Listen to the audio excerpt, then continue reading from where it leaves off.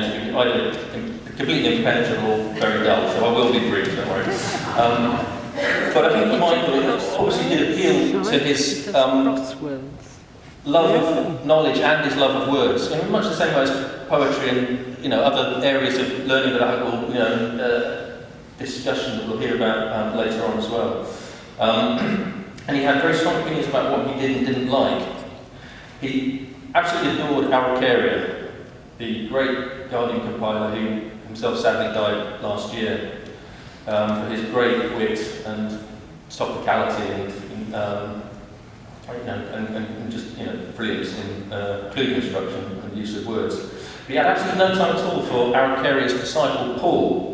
Many people sort of saw as the sort of natural sort of follower, whose risque humour Michael tended to dismiss as juvenile, lavatorium.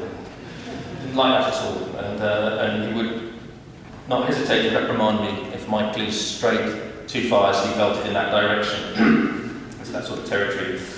So I sent Michael the first puzzle that I had published in The Independent, which was in 2007, and I swiftly received a very warm, but not uncritical email, which I'm just going to read a little bit of because I think it's an example of the sort of helpful feedback that he gave to me in this, and I'm sure to many people in sort of all sorts of other completely different areas. Dear Mick, I hope you were morphed in today's indie, or I did the wrong crossword. First, the good news. It was generally an excellent puzzle, although I've been doing Guardian puzzles lately, so I don't know how it compares with other indie setters. I did most of the puzzle with one problem over 8 down and 19 across. See below.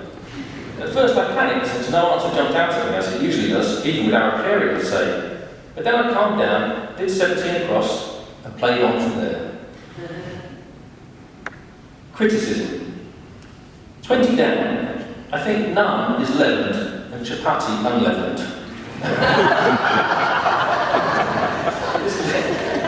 The clue, I won't go into too much here, the clue is after tea with postman, I flatter naan perhaps. Just making a play on flattering, one's grandmother, but using the definition in that clue is flatter naan perhaps. Which is slightly outrageous, but Michael wasn't actually complaining about the outrageous definition so much as the sort of conflating naan and chapati for the regions of the state. I really have a problem with 19 across, since the clue is convoluted, and Macau with U and Macau with an O are varying spellings for the Chinese city, if that is the reference. The obvious possibilities do not seem to fit 8 down, which I probably have wrong anyway. He goes into a little, yes, dealing with the crossing of 19 across 8 down, having puzzled for about as much time as the rest of the puzzle put together, I finished up with a guess of cider sleuthing for 8 down, in which case I think it was not particularly helpful, and a non-answer for 19 across. Overall, I'm sure they ought to keep you in the roster, but do help on my confusion. Warmest regards, Michael. So there was a sort of almost slightly sort of schoolmaster tone there, but also terribly sort of loving and and encouraging. Which is quite quite nice to read that. When Michael went to live in Togo, access to crosswords became much more difficult. The Guardian puzzle was free online, and that was, I think, how he tended to do it, to print out or whatever. But internet access there was very patchy. So Anna, in fact, would clip them out, keep them on a daily basis, and then give them to him in large batches when he came back. For my part, I sent him mine as they appeared, and quite often got sort of similarly detailed critical feedback and encouragement.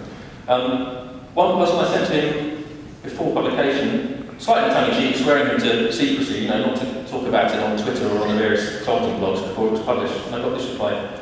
Dear Mick, you are angelic and saintly. It opens perfectly, and I'm so grateful. You may have saved my brain from early dementia. I shall keep quiet on Twitter, but I'm negotiating to sell my solutions to a market lady in Makola Market for $1 million cedis. Feel free to send any challenges my way as you please. I do enjoy following your intricacies of thought and experience. Love and greetings, Michael. So the bit about the market was a joke, of course, but there is a black market of sorts in crosswords. So not involving cash, I hasten to add. So I put Michael in touch with my friend David at Hebden Bridge, who through his contacts is able to get PDFs of most of the daily and weekly cryptics in the UK, including The Guardian, and then circulates them to a group of people via email. This made Michael very happy indeed, although he clearly still relied on Anna's cutting service, because I understand that half-completed Guardian puzzle from an old copy of the paper was among Michael's possessions when he died, so it was still going to the end. And I'm going to finish with 2 clues, one of which, sorry, I'm not explain. One was from a tribute puzzle published in The Guardian last year to Araucaria, Michael's favourite compiler, by 3 other colleagues, Inibitis, Jed and Paul. I'm not actually sure which of them wrote this particular clue, but it was close of day for close companion, 6 letters, and the answer was friend, being fry end, close of day to the end of fry.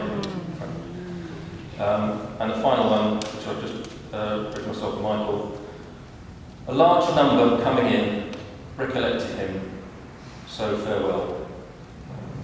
And the large number is C, in crossword convention is C for 100, coming into an anagram indicated by recollected of him, so farewell, which are the rest of the letters apart from C to make up Michael Wolfer's.